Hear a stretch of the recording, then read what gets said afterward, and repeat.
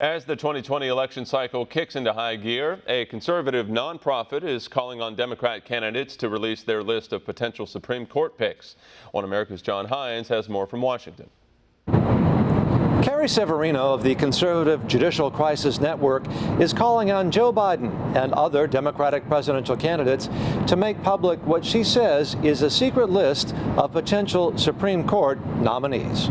There is a new group on the left building the bench, and their idea is they're going to try to come up with a bunch of judges the next Democratic nominee could then be ready to put on the bench right when they start in 2020.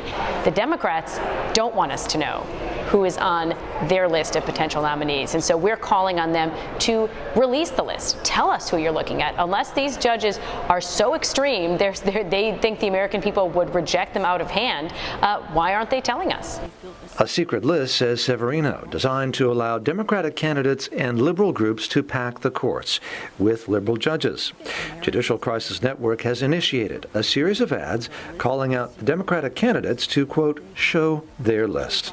We wanted to run ads so the American people knew there is a secret list being compiled, and I think people have already started being surprised to see that. You've even had some pushback from the left who don't really want to admit that that's what they were doing. They were happy to crow about it to the New York Times, and now they're kind of worried that this is going to backfire on them. You know what? If you were keeping secrets from the American people, that should backfire on you. In contrast, Severino says the American people prefer openness and transparency, the sort of openness and transparency displayed by President Trump during his campaign in presenting a list of his choices for the High Court.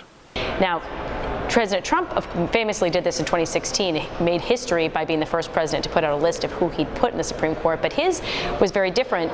In his case, he actually named the names of who he'd put on the Supreme Court. The American people loved that. They wanted to know who this person would be looking for, and they were very impressed with the quality of the nominees that President Trump was looking at. The Judicial Crisis Network has spent a reported $1.1 million on their national ad campaign to, quote, show the list. John Hines, One America News, Washington. Want to see more videos like this? Click on the link below and subscribe to One America News on YouTube, and call your cable provider and kindly demand that One America News is added to your lineup. Call and subscribe today.